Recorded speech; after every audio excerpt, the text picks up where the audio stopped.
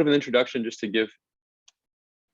give folks a couple of minutes to trickle in. I know there's always a little bit at the top of the hour. But yeah, Sarah, thank you for the introduction. I just want to extend my thanks to you for reaching out, and to Southern Tier West for hosting this great webinar series on planning and zoning training. Obviously, these are incredibly important conversations to be having for municipal officials across the state. So I'm really happy to be here, and thank you for having me, as well as my colleague from NYSERDA, who is, I believe, participating earlier in this training series. So thank you. Happy to partner with you and community organizations across the state for these important conversations. So thanks. As you said, my name is Ian Latimer. I'm a senior project manager with NYSERDA. I work on the clean energy siting team.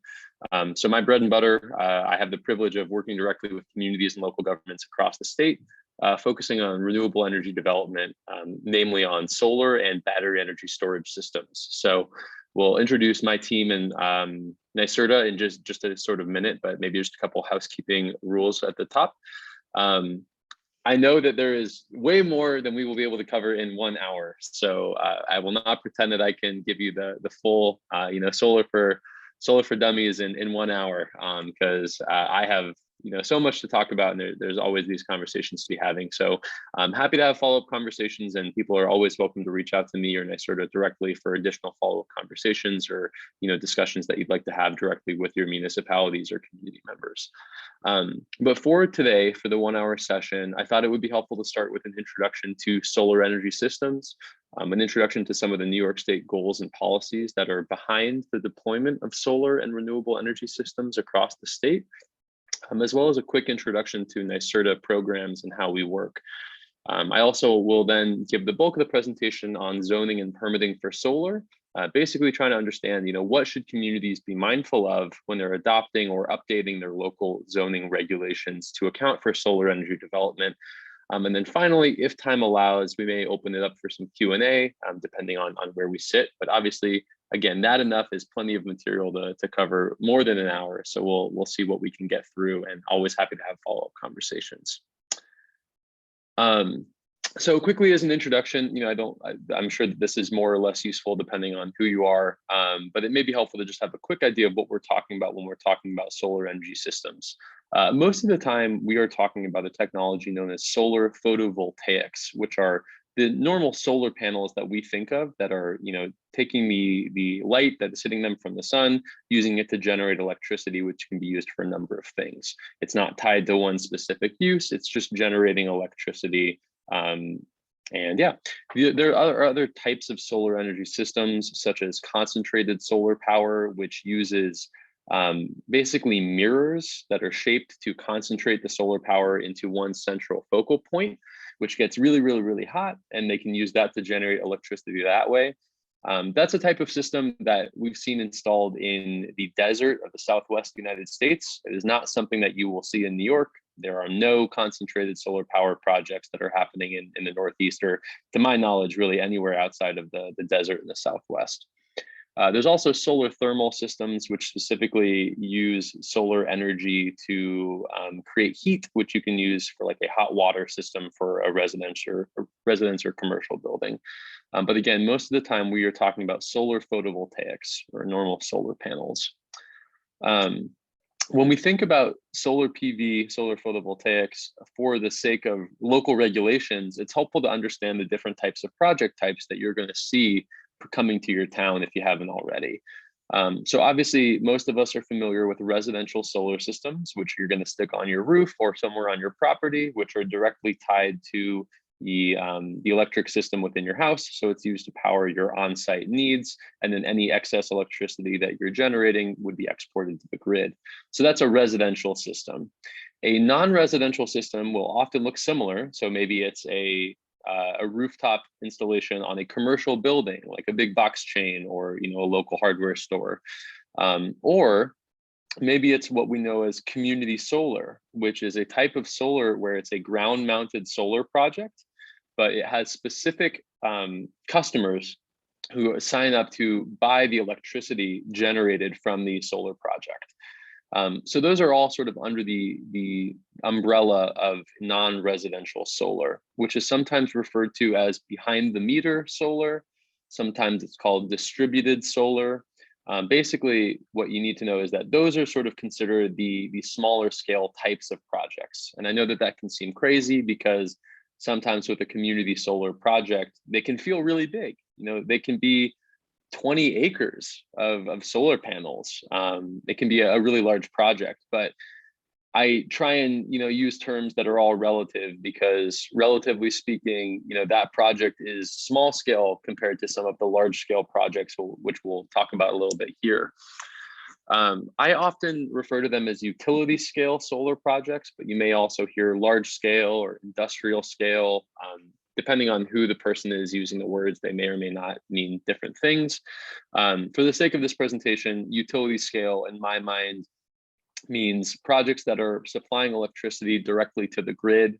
They're not tied to any specific person or business that's buying or benefiting from the power. It's just providing power the same way any type of a gas power plant or a hydroelectric plant does. It's just a wholesale electricity provider to the grid. The photos on the right are some examples from New York of installations of varying sizes. So on the top left is an example of a rooftop residential system. On the top right is an example of a commercial rooftop system. On the bottom left is a community solar project, so that non-residential size bucket. And then on the bottom right is a larger utility scale project.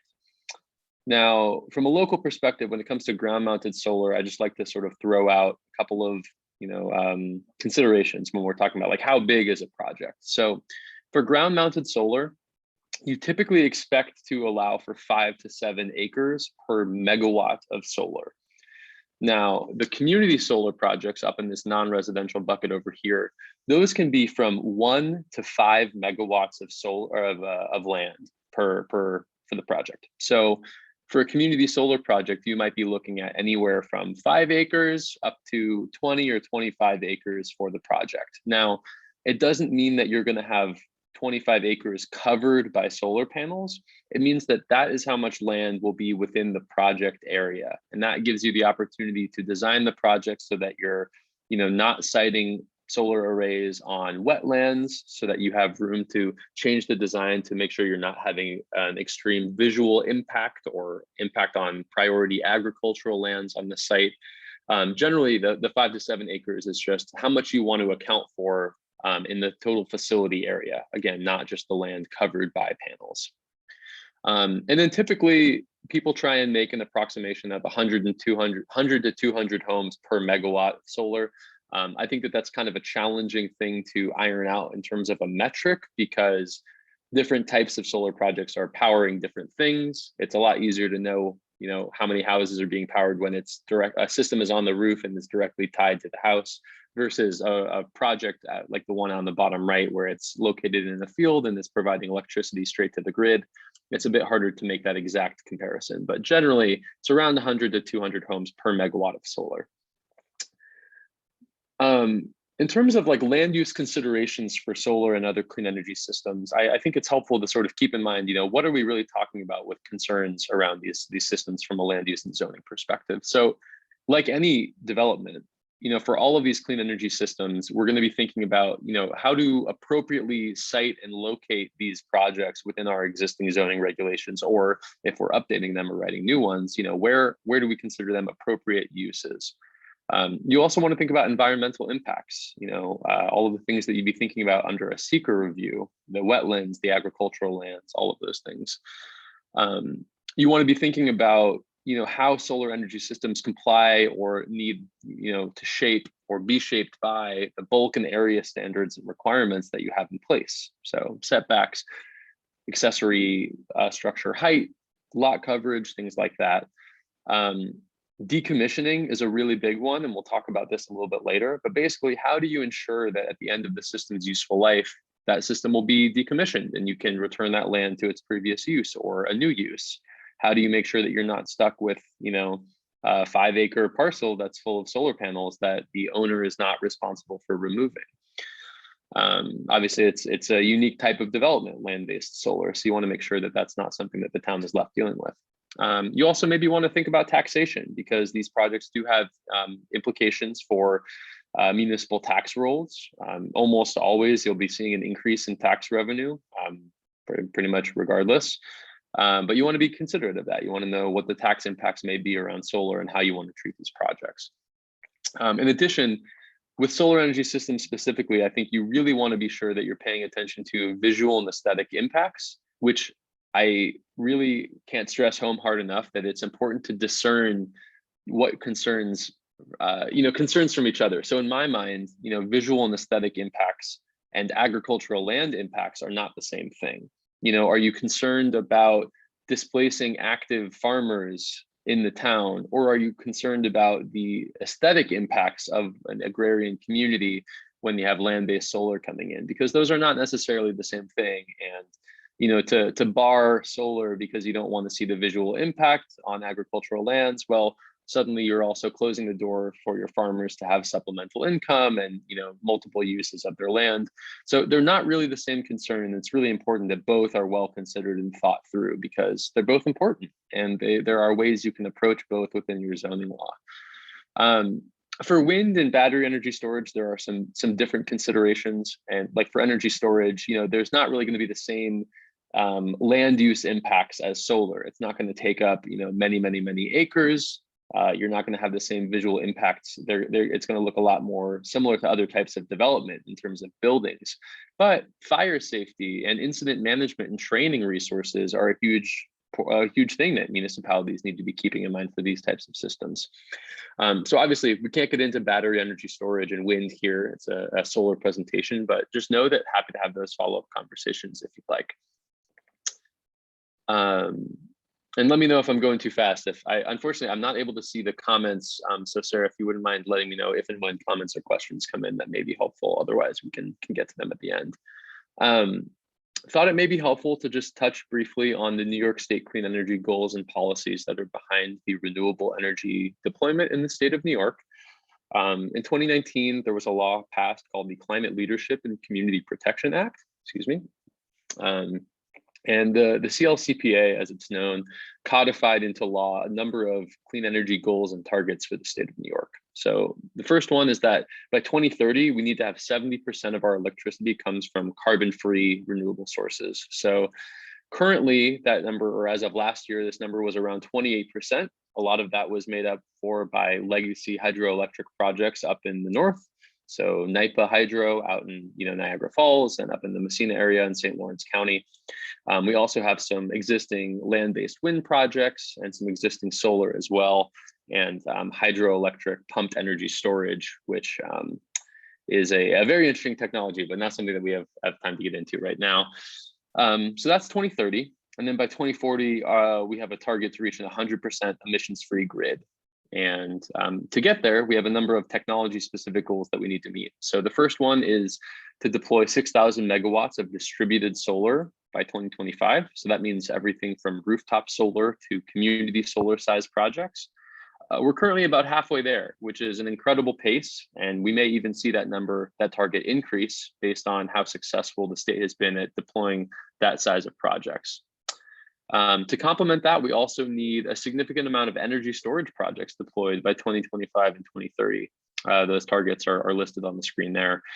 We also need a lot of offshore wind, which the state is currently developing. And we just had a project approved by the federal government last week or the week before. So it's really all hands on deck. I think a lot of people think that it's really easy to feel that the state is coming and trying to push solar in one place and take over one place with just solar. And the truth couldn't be farther from that. The truth is that every tool in the toolkit is on the table, and the state is taking a very hands-on approach and a comprehensive approach to ensuring that we can meet these targets and have a reliable grid in the future.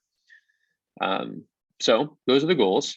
As far as how we get there, from NYSERDA's perspective, I'm just going to briefly touch on two programs that I do not work on at NYSERDA, but my colleagues here do. So I'll speak on their behalf, but obviously I'm not the expert on these programs because I do not work on the program. The New York Sun program listed here is the program that covers the distributed solar deployment. So again, rooftop, residential, non-residential, and community solar size projects. Those are done through the New York Sun program. And this is an opportunity for us to incentivize projects based on, where they're located in the state, what the values they're adding to our grid are. And also there are a number of adders to specifically target, parts of the market that we really want to see developed. So there's an incentive available for projects that are located on brownfields and closed landfills, because those are really great opportunities where we have underutilized lands that could host solar. We've also got adders for affordable and multifamily housing. So making sure that we can unlock the benefits of solar for members of our communities that otherwise may not be able to. Make sure that there's a place in the clean energy transition for everyone, regardless of their income. There's also incentives for community solar, which again can make solar available to people that may not have the money up front, or maybe don't have a good rooftop or land, or everyone that lives in apartments, people that may not have access to solar that way. There's a variety of these adders, and currently the funding is exhausted for community solar projects. You'll see this bottom chart here, the Upstate Region Commercial Program is currently fully allocated, but it's possible that there will be additional money added in the future, again, based on how successful this program has been at deploying projects across the state. And to give you an idea of the projects across the state, you can see on the map on the left, all of those yellow dots represent a solar project deployed around the state of New York. I don't think it includes residential. I think this is all non-residential and community solar. I could be wrong about that, but that is my understanding. And you can see, again, we're at just over past the halfway mark of our target for distributed solar. So 3,191 megawatts as of, I think, a week ago is when I took this screenshot. In addition to these distributed projects, there's also a need and a deployment of large-scale renewable energy projects. And you can see here, since 2017, there's a different team at NYSERDA called the LargeScale Renewables team. They have issued these solicitations every year under which they award a handful of projects to construct large-scale renewable energy projects around the state. So most of those have been land-based wind and solar. There's also some hydroelectric projects that we award. I think there's usually around one every year. And you can see there's almost 90 projects across the state of New York, which are under contract with NYSERDA to be building. And so those projects are anticipated to be coming online, in the next few years. And again, we run one of these solicitations just about annually. So I'm happy to touch on these more. Again, I don't work on these programs. I'm a separate entity here at NYSERDA, but I'm happy to speak on them as best I can, and can always refer questions to our teammates. But now to the main focus of the presentation, talking about zoning and permitting for solar. And I mentioned I would sort of give a bit more information about my team and the work that we do. So again, most of the work that we do is working with communities and local governments, sometimes counties, sometimes regional and local planning agencies, to help communities have the tools and resources to responsibly plan for balanced solar and other energy development. So we have these guidebooks for local governments, which contain multiple tools based on each technology, and including for solar and energy storage, model zoning regulations, which we periodically update to include the latest and greatest for communities across the state. So I will note, just as a quick disclaimer, that we are currently in the process of updating our solar model law in the guidebook, which you see on the left there. So I plan on doing some widespread across the state outreach once we have the new law updated, and we'll probably do a different presentation in the coming months. So I'm happy to make sure that information can get shared with Southern Tier West and thus on to you guys as well. If you're interested in seeing what changes between some of the material I'll present now and some of the material you may have seen previously in these resources with the new model law. All of these resources are available on our website, and I'll include a link in the slides, which I will share with Southern Tier West to be passed along to attendees if they're interested. But yeah, so the basis of the information we'll be covering here is in the model solar law in the solar guidebook. So I would highly recommend, if you're not familiar, taking a look there. Again, the idea here is that it's a model zoning law, which can be customized by municipalities to include local priorities and local opportunities and be folded in with an existing zoning law. So it's a great resource. It's been adopted by hundreds of communities across the state. I'll just say I've seen communities take it and do nothing with it, like not make any significant changes. I've also seen communities take it and totally revamp the law to look like exactly what they wanted to. And I think it's a testament to the flexibility that's inherent in this resource. So would highly recommend you take a look at that if you're interested. first thing to know, and I think that my colleague may have covered this earlier in the last session that we participated in, but I just want to reiterate that the permitting process for solar energy systems will vary depending on the size of the project across the state. So what does that mean? For projects that are under 25 megawatts, those are always going to be permitted subject to local jurisdiction. And that means it's subject to the state environmental quality review process, and it's subject to whatever requirements you have in your municipal zoning regulations, which is why it's really important to adopt a well-considered balanced solar law, because any project under 25 megawatts that comes knocking at your door and is interested in submitting an application, you want to have a defined process on the books. You want to know exactly what standards you're going to hold that project in adherence to, and you want to have the process lined out so that it's not multiple municipal boards bouncing back and forth, on an application that ends up getting drawn out for months or years. I don't think anyone wants that to happen. The corollary to that is that projects that are over 25 megawatts are permitted at the state level. So historically, that has been through the Article 10 siting process, which was enacted in 2011. But as of 2020, those projects are now permitted through the Office of Renewable Energy Siting, which is also referred to as ORES. And I will refer to it as ORES from here on out.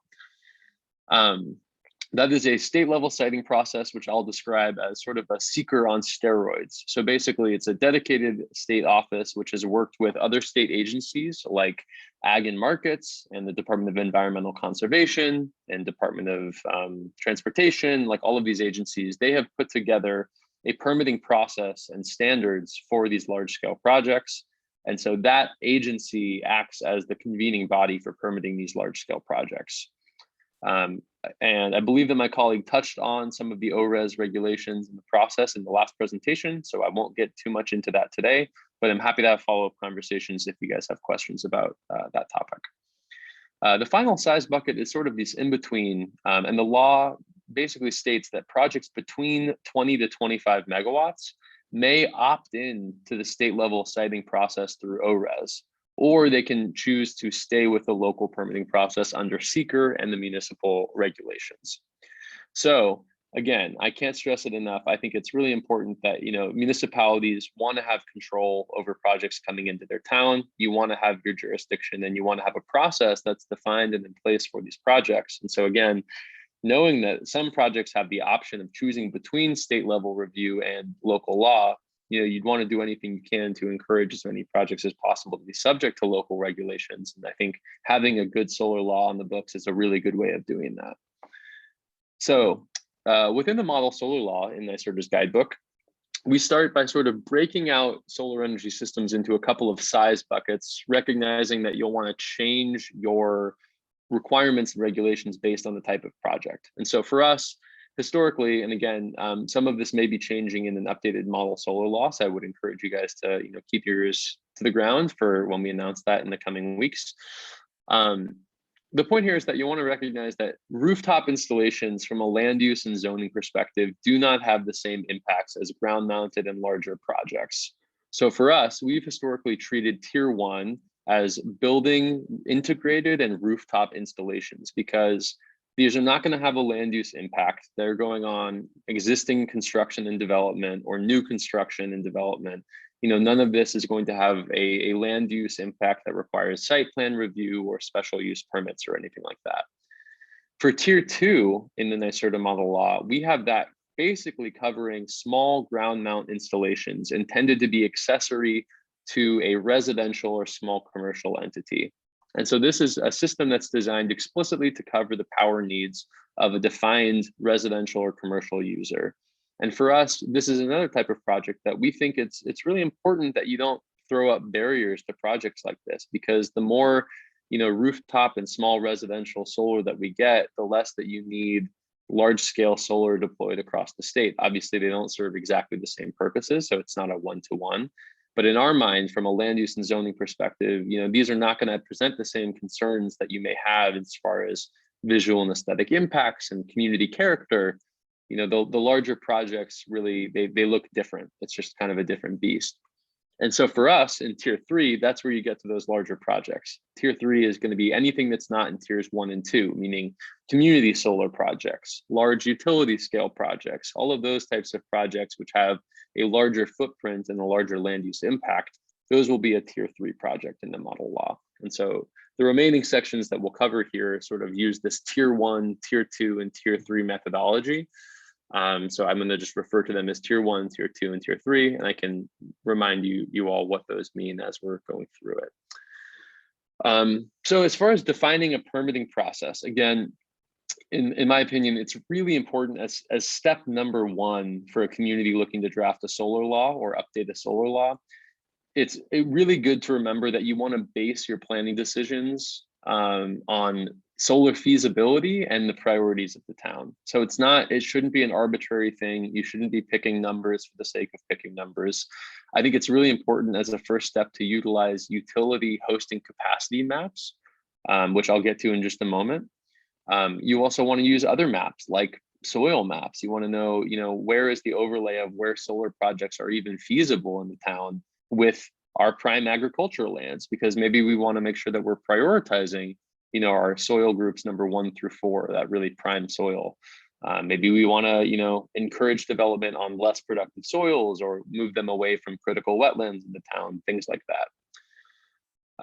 And so I'll go forward to this real quick. I just want to quickly plug the utility hosting capacity map piece because I think it's really important. Basically, when it comes to solar, priority number 1 from a solar developer perspective is, where is the electricity infrastructure in the area? And how do I place my project in an area that is conducive to not spending millions of dollars of building new interconnection equipment and distribution lines? So all of the utilities, the electric utilities in New York State have published these hosting capacity maps, which look something like this. It looks like a weird spider web of crazy colors, but it's actually really it's interesting information, and it's very helpful from a local planning perspective. So basically, this screenshot shows you, the existing electricity infrastructure in a town. So this is a town from Genesee County, and you can see all of the grid lines that run throughout the community. So all of the blue ones are areas, according to the legend on the left, the blue ones are areas where solar is more feasible because there is existing capacity on the line. Basically, it means that there is room on those lines to add new solar. As opposed to up in the top right of the town, where you see all of the lines out there are red, there's no additional capacity. And if you wanted to build a project there, you'd know that you'd have to spend a couple $1 million probably to upgrade those lines to be able to take on a project. And so it's likely that solar will not be feasible in that part of the town. And so again, this is a really good thing, because what I often do when I'm working with a community, I'll start by looking at this, and then I'll do this. I'll upload or I'll overlay the town's zoning map onto the electricity grid screenshot. And this can give you an idea of, how do our priorities in terms of local and compatible uses line up with the areas where the solar is actually feasible? Because if I was a town and I was to adopt a law that said, we're only going to allow solar in this corner of town, well, you've just adopted a law that you can't even, it's not feasible. Solar can't happen there. So you've essentially, not only have you've adopted a law that bars landowners in almost all of your town from having access to solar, but you've also created a law where solar isn't really feasible. And if it's the town's prerogative, far be it for me to say what's right for any town. And if barring solar is the way that they want to go, well, then that may be a way to do it. But generally speaking, I think it's always worth considering a well-balanced plan. And I think this gives a really good opportunity to balance the feasibility of solar with the priorities and the zoning of a community. And I know that that's a lot, so happy to talk more about that later. I do see there's a couple of questions. Sarah, are you able to hop in with those questions, or if there's anything that we think we should do now versus waiting till the end? Again, unfortunately, I'm not able to see the questions in my presenter view. Okay. Will NYSERDA consider nuclear as part of its 70% 2030 renewable? Good question. Sorry, I guess I can see the Q&A, so my apologies. Now I can't get it to go away. Let me stop sharing and I'll pull it back up again. My understanding is that nuclear is part of 70% by 2030, because my understanding is that the 70% by 2030 is emissions free, and nuclear power is considered emissions free. Now, I do think that the state has made efforts to at least close some of its nuclear. I know downstate. Yeah, Sarah, if you don't mind, thank you. If you don't mind muting yourself. Thank you, Kyle. I believe that the 70% does include nuclear. I know that the state did make the effort to close the Indian Point nuclear facility down towards New York City, but my understanding is that the existing legacy nuclear projects are, planning to be accounted for in that 70% by 2030. That's a really good question. The grid website, in terms of the hosting capacity, it's not one website, and I can include a link. There is a link from the Department of Public Service that has links to the different utility hosting capacity maps, and I will make sure to provide that so that you have access to that. The other question, given NYSERDA's goals, why are electricity distributors not responsible to upgrade the grid to incorporate solar in more remote areas? They are. So building new transmission and upgrading transmission and distribution infrastructure in the state is a huge priority, and it is happening. Just recently, the state announced a couple of awards for new transmission projects, and utilities are also all currently taking part in a proceeding to submit priority upgrade projects to the Public Service Commission. So yeah, I mean, your question really gets at the key issue with building renewables, which is it's one thing to build renewables over here. You also need a way to get the power to all of the different load centers around the state where it's needed. And that means, New York City, it means Buffalo, it means Syracuse, all of these places. And so new transmission is definitely a priority, and it is something that is happening. The planning around it right now is happening in lockstep with the new renewable development. The nice thing is that most of the transmission that will be built in existing, transmission rights of way, which means that there aren't the same land use impacts as that you get from building new renewable projects. But yeah, the short of the question is they definitely are being pushed to build and upgrade new infrastructure around the state to make sure that we can use all the renewables that we're building. Couple of great questions, and I will share my screen again. I think that we got everything for now. Let's see. Yeah, I see someone else sent a chat saying I'll share the map of the substations. And again, yeah, I will make that information shared. It is a bit hard to navigate sometimes. So if when you start looking at that, you have any questions about it, please feel free to send me an email, reach out to my team. We can help you get the map. We can help you learn how to look through the map and everything. We're more than happy to help however we can. So please don't hesitate to let me know if I can be of service. All right, we're back, and I think you should be able to see my screen again. So I will carry on. In terms of a permitting process for solar in a local law, the way, again, we have 3 tiers, tier 1, 2, and 3. The model law, tier 1 and 2, we don't really think, we would make the case that they don't really require that much in terms of a land use and review perspective, or land use impacts and review perspective, because again, you're talking about rooftop and building integrated solar energy systems, it's existing development, or you're talking about small systems that are sized to the on-site use of a residence or a farm operation or a small business. We're really not talking about large systems. And so for us, we would recommend just permitting these using a building permit, a normal process that you have on the books. You can adopt some standards and requirements, making sure that they have to adhere to existing, bulk and area requirements in your zoning law, all of those kind of things. But generally speaking, these are the types of projects that everyone kind of wants. It's rooftop solar, it's small, it's scaled to the on-site use. These are really good types of projects. And so there's also a streamlined permitting process in place that the state adopted years ago, which municipalities are able to adopt across the state. And you can actually get credit from NYSERDA and from DEC through the Climate Smart Communities program for adopting the unified solar permit.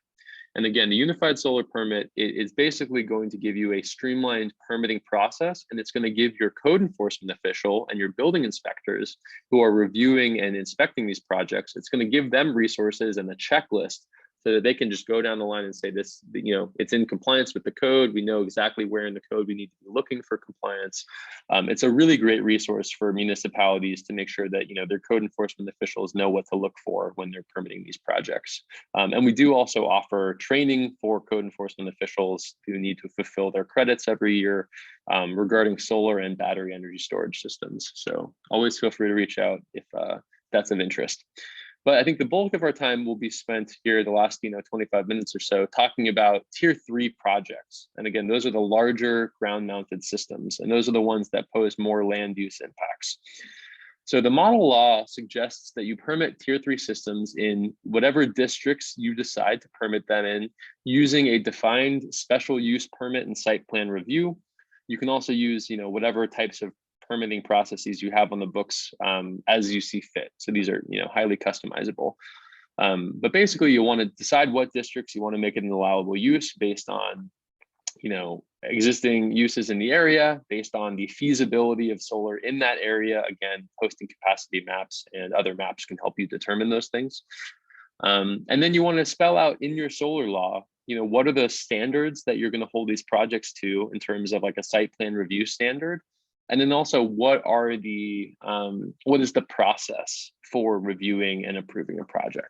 So we'll walk through some of the areas of the law that are of most interest to communities. But again, I would highly recommend everyone go take a look at it, and happy to answer questions later. I'm going to skip on through the hosting capacity because we got to that. I'm going to take a quick sip of water. So again, we suggest using a special use permit and site plan review. And I'll start with the site plan review because generally speaking, the way I've seen it adopted quite a bit is that a town's process will be that you have an applicant submit an application to the town. And the first thing they do is they get kicked to the planning board for a site plan review of the project. Now, not everyone handles it that way, but I think that that's a pretty common approach. So within the site plan review, you can establish requirements that the solar project must be in compliance with, and this is what the planning board will be reviewing against the application. So this is where you can integrate, landscape changes and grading and vegetation and screening requirements to make sure that the visual impact of these projects will be mitigated, or that the project can be designed so that the minimal amount of visual impact will be imposed, and that any necessary changes to the area will be incorporated in their site plan application. So that means like, what kind of plantings do they need to be to ensure that there are trees and bushes and vegetation to screen the project? Is it in an area where an earth berm is needed to ensure that there's not visual, maybe there's a road there that there's a state road that you don't want to have a significant visual impact on. It's an opportunity to spell out what the visual impact requirements may be. I also think it's really important to require in the site plan application a property operations and maintenance plan, or an O&M plan. And what you want to do there is you really want to spell out the requirements and make the applicant share with you what their plan is for annual year-round upkeep of the site, including vegetative and visual impacts. So what happens if a tree falls or a tree dies, and suddenly the visual impact mitigation that you had in place is suddenly not working anymore. Well, you want to make sure that there is a system of checks and balances in place to ensure that the operation and maintenance of the project will include upkeep annually. That also covers mowing of the site. If you're going to have, pretty much every solar site is going to be vegetated at this point underneath the panels, because it's a great, really low-hanging fruit opportunity to include, pollinator-friendly plantings and local grasses. And so sometimes mowing once or twice a year, you might need to do that. So you want to make sure that there's a plan for, what happens when you need to mow the site. Do you have to let the neighbors know? Is how many times a year are you going to be doing it? Things like that. It's also an opportunity to spell out erosion, sediment control, stormwater protection plans. And obviously, a lot of this is going to be happening concurrent with seeker review. So these are things that you're already going to be requiring of the applicant through their application with seeker. So a SWIP, a stormwater protection plan, all of that kind of thing will be part of this. We also recommend, for the sake of your code official, that they submit a comprehensive electrical diagram, which can be used to ensure that the system is up to snuff. Generally speaking, you're going to want to get that, have a requirement that is stamped for approval by a New York State licensed professional engineer, or some other type of New York State certified consultant who is able to verify that the system is up to snuff and is in good shape. So those are some of the things that you want from a site plan review standard in place in your law. We also, in the special use permit, we have other requirements that we establish in the law. So those are around things like bulk regulations for solar energy systems. So things like the minimum lot size that you want, setbacks, height requirements, lot coverage requirements. There's sort of two approaches offered within the model solar law. Number one, you can either make solar compliant with the underlying standards in every zoning district, which is a typical way of proceeding, and that just treats solar as just another type of solar, another type of development. So basically, it would be added to your bulk and area table, where it's every district you have all of these requirements just laid out. You know, X feet setbacks for the front and rear yard. 30 feet height requirement, things like that. And you would just add solar and say you're compliant with all of these requirements, just like every other type of development in this area. Alternatively, you can also adopt new solar specific standards in your law. And it really just depends on the town's priority and how you want to approach it. We offer, separate solar specific standards that you can customize, and I'll get to those in just a second. But it really, those are kind of two main approaches. I think for a town that isn't interested in, getting into the weeds of solar and just wants to have a comprehensive solar law on the books, I would say it's really easy to just make it subject to the underlying zoning requirements, and you treat it like you do any other type of development. But I also can understand absolutely why communities would want to adopt solar specific standards. So we offer both of those strategies within the model law. You also want to make sure here that you're requiring any screening and visibility standards or plans from an applicant. So you want to have them spell out, like our model law, basically depending on the size of the project, will say, as part of your application for a special use permit, you need to present to me a screening and visibility plan or a screening and visibility assessment where you do, you go out and conduct, take photos and you do modeling to demonstrate what the project will look like in 1 year, 5 years, 10 years, to show me what the screening and visibility plan will look like and that you'll be compliant with that. You also want to make sure that you're touching on agricultural resources. I would say that probably the number one issue or the number one topic of interest from local governments and developers alike right now is around the interplay of solar and agriculture in the state of New York. And that's because 92 or 96% of buildable land in the state of New York is forested land or agricultural land. And so when it comes to any type of significant land-based development, it often will come into conflict with agricultural uses or forested uses. And so there's no question that the interplay of solar and ag is really a high priority. And I will touch on that a little bit later with some additional info that's not relevant to zoning, but maybe of interest to you as members of communities across the state. So those are all things that I think are really important to hit on in the special use permit, and we'll talk about them a little bit more. I mentioned that the model law offers some solar specific bulk and area standards that you can use. So we have tables in the law which offer like minimum lot size, parcel line setback, and height requirements based on the type of zoning district. So you can see here, on the right for the setback table, that we recommend having a more restrictive setback in a low density a low density residential district to ensure that these projects aren't right up against their neighbors.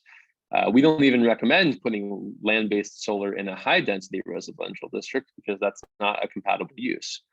In industrial and commercial business areas, the setbacks are lower because you're not really as worried about abutting a residential property as you are an existing commercial operation. There aren't impacts to that business or to that commercial operation based on having a solar project there. They're great neighbors.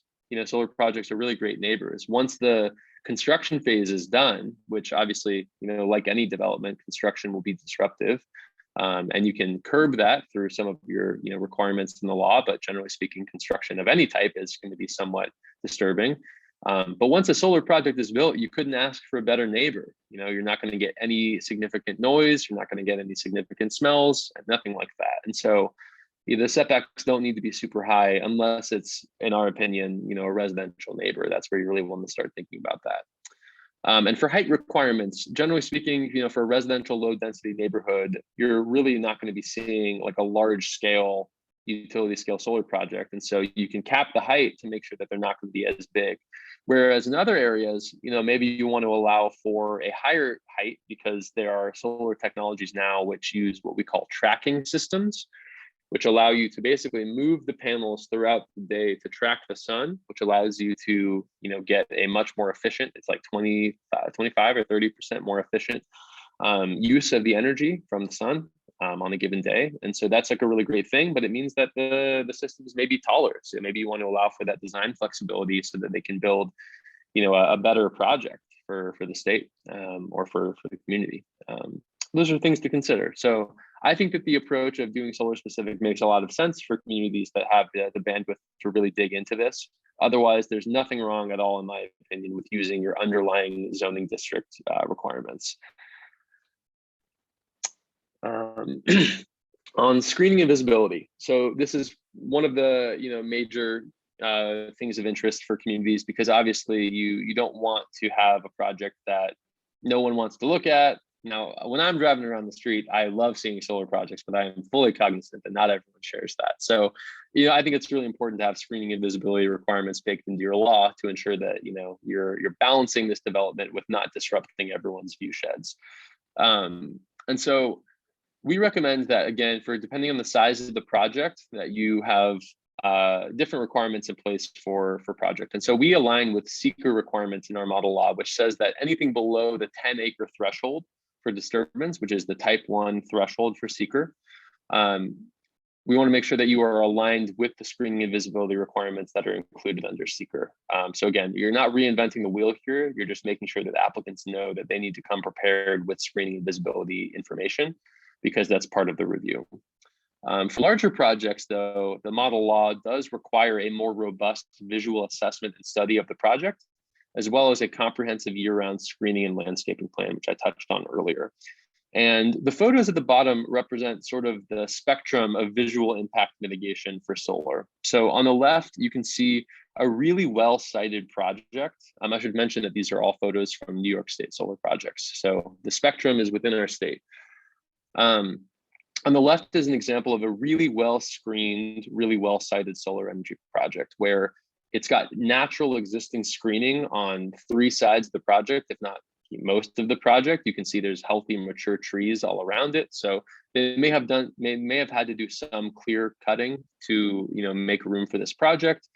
Or maybe they just had to take a couple of trees down along the edges to make sure they weren't shading the panels too much. But this is a really great example because anyone on these roads is not likely to know that this project is here, because again, they're good neighbors, they're quiet, it's not a loud use of the land. And so it's just sitting behind the trees, well screened, providing electricity, which is great.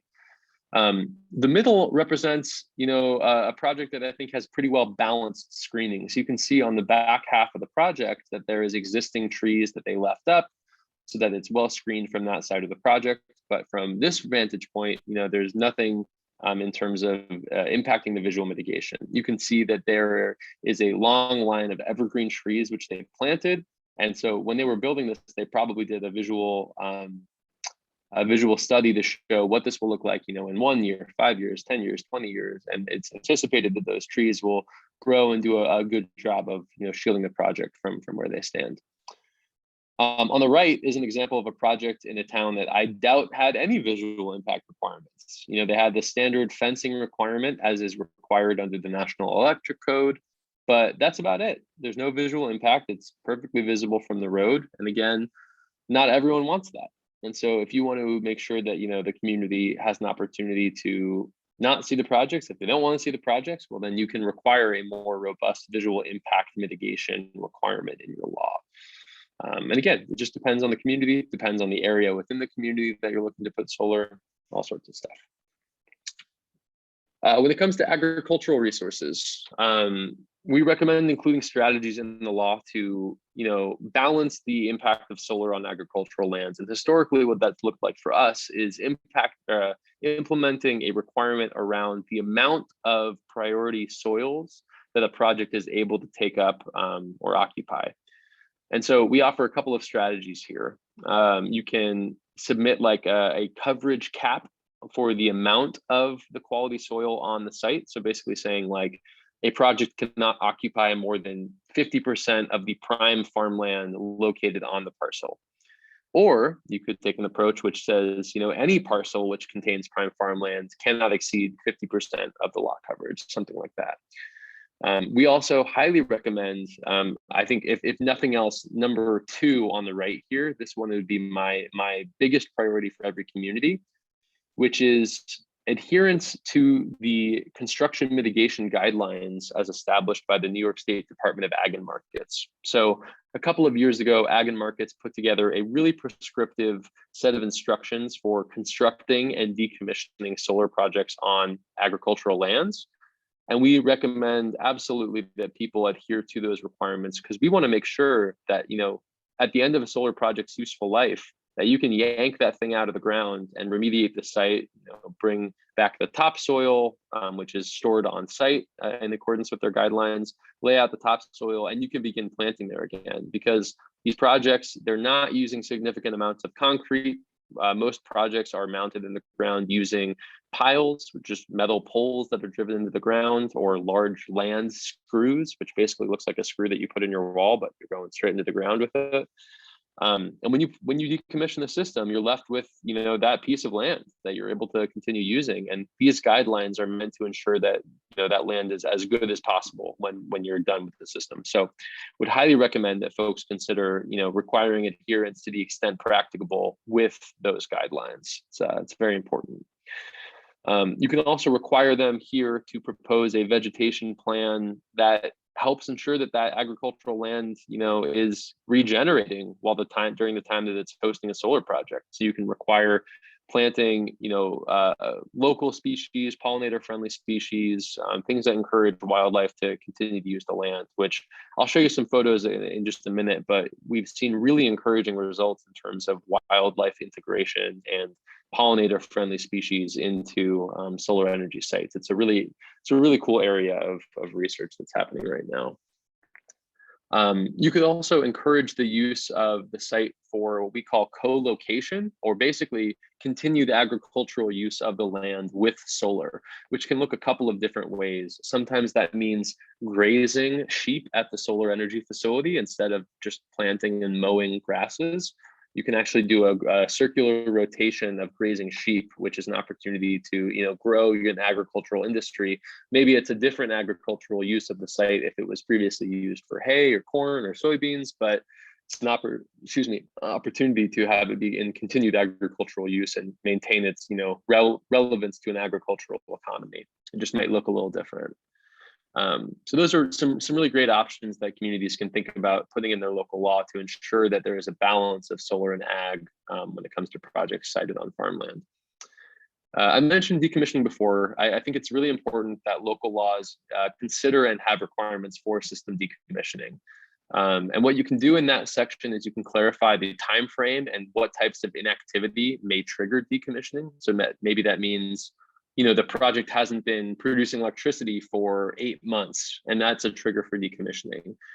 Maybe it means, there are other examples. I mean, generally speaking, I think it's mostly an inactivity period that would trigger that, but maybe it's, a financial issue. Maybe if it's the applicant is, financially not making its property tax payments, maybe that can be something that after a certain point, after a review, you gave a warning, well, then maybe that triggers decommissioning. It's important to consider that this is an opportunity for the town to have teeth, again, to ensure that they are not left carrying the burden of a project after its useful life.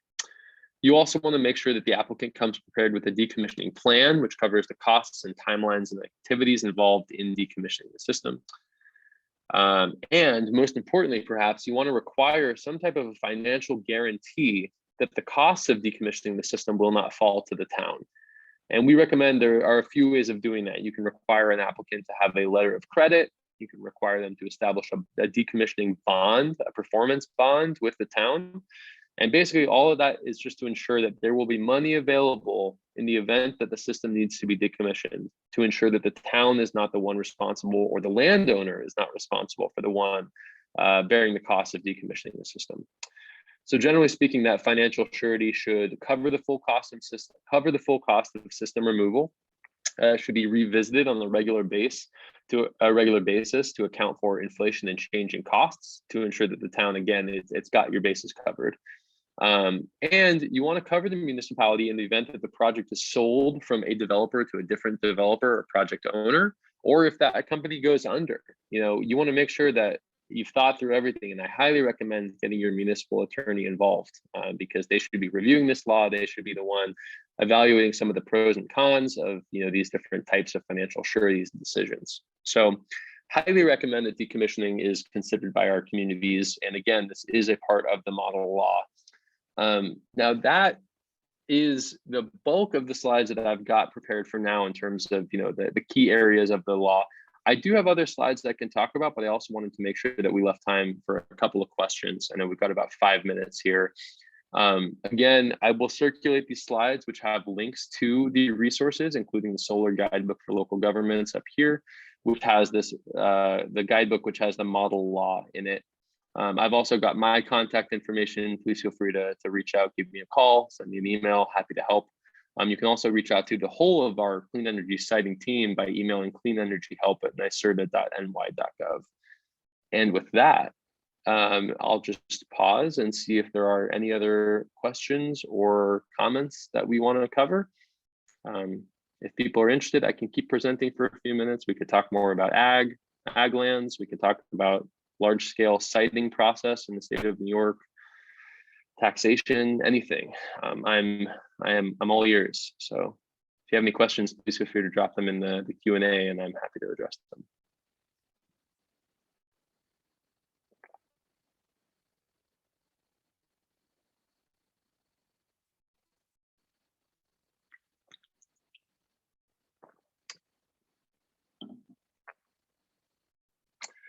All right, we got a question from Lauren. Have we heard of anyone having a decommissioning bond based on the cost of implementing the project and not the cost of project removal? I have not. I have not heard the cost of that, or I've not heard that evaluated. Because generally speaking, these projects are anticipated to last, 20, 30 years, sometimes longer, depending on the quality of the solar panel used. And for that reason, anyone assuming if you were to assume that the costs, they're not going to be the same 25 or 30 years from now as they are today. And so, in my opinion, you really want to make sure that the cost estimate is prepared around the cost of removing the system.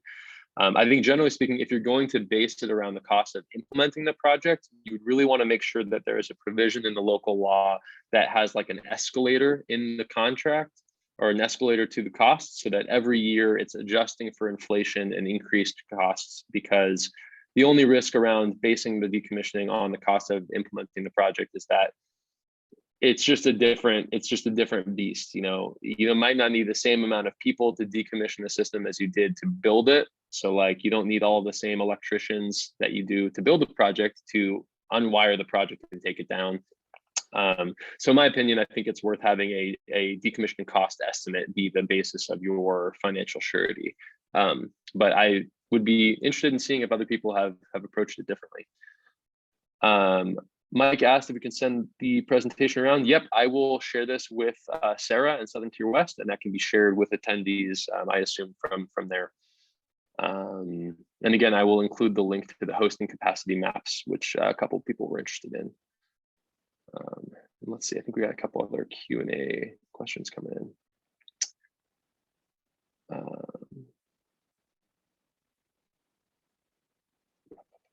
So let's see, can you address the necessity to refer to the county planning board as required by general municipal law?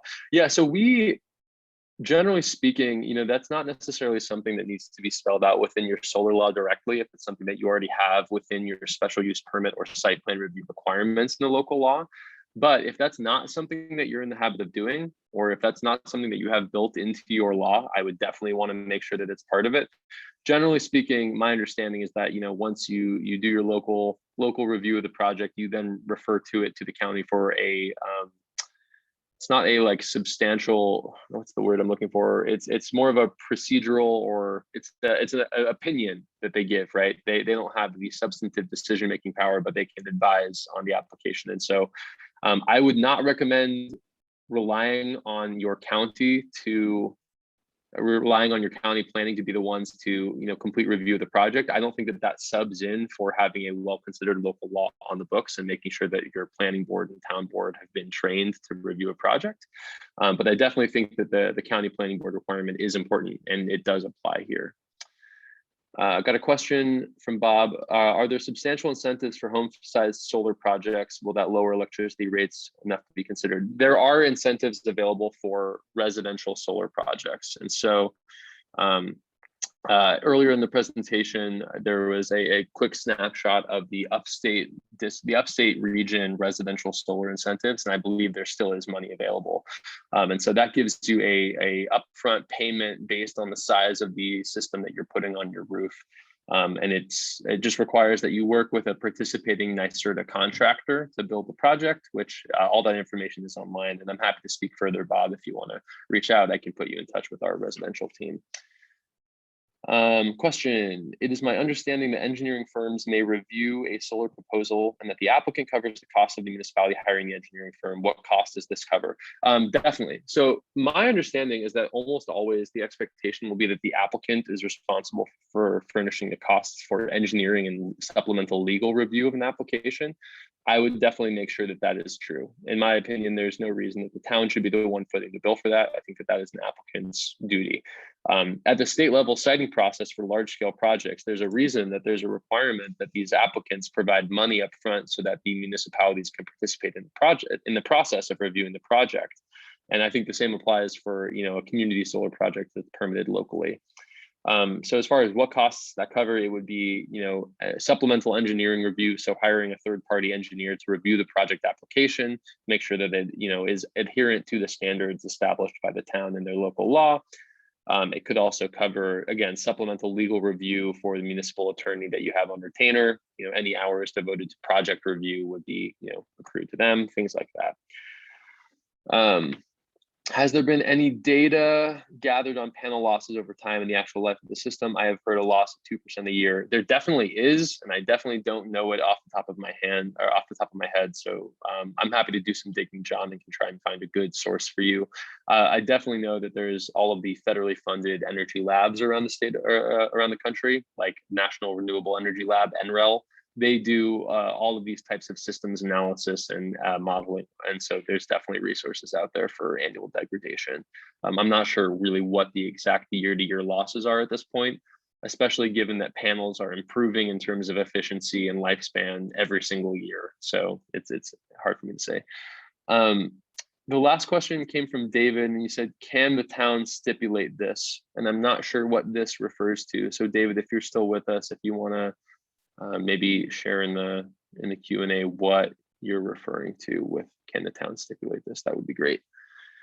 And I'm happy to stay for a couple more minutes if anyone else has questions. I know we're up against the 2 o'clock time, so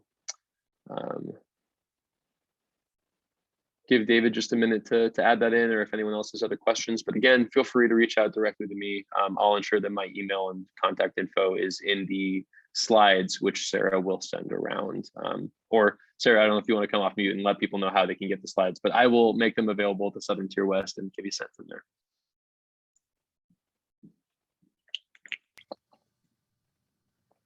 Yes, I will send a copy of your presentation around with their certificates of attendance, and that'll go out tomorrow morning. Perfect.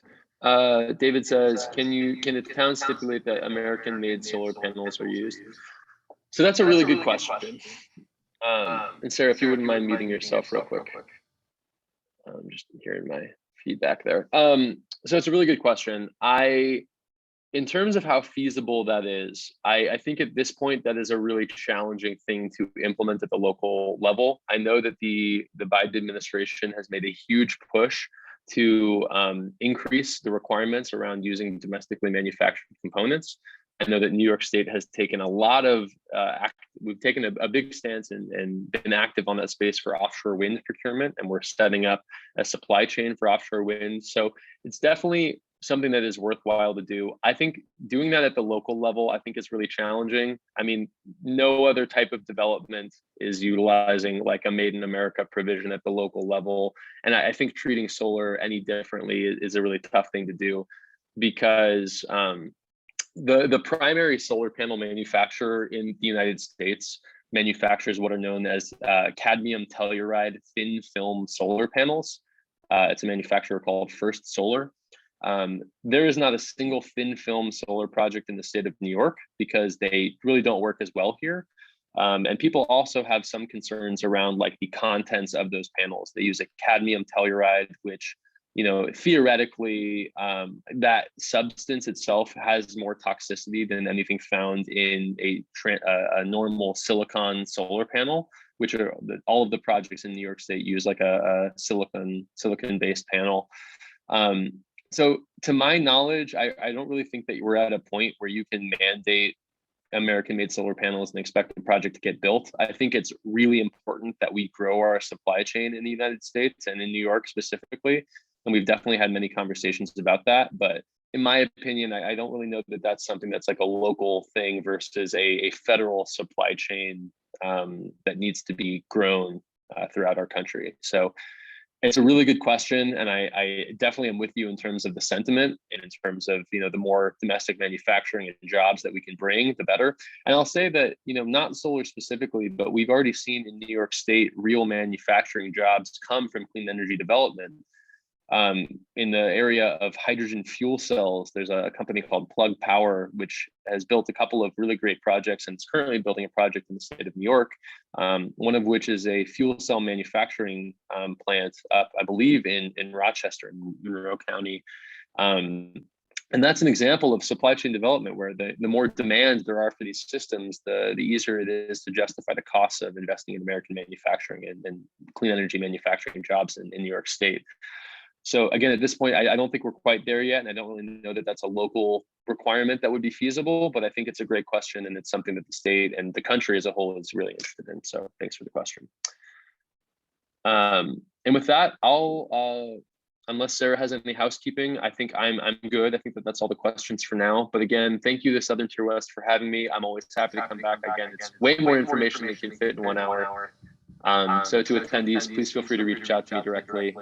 But thank you guys so much. Thank you very much. I appreciate it, Ian. And we're going to hold our annual local government conference in Houghton on June 9th, 2022. And I'd like to maybe have you do another topic on solar there. Consider me interested. I will have to take a look at my schedule. We're pretty far from that, but please let me know. And even if not myself, I'm happy to find one of my great colleagues as well. We're definitely happy to participate. All right. Well, thank you very much. Yeah, of course. Thank you all. Appreciate it. Bye, everybody.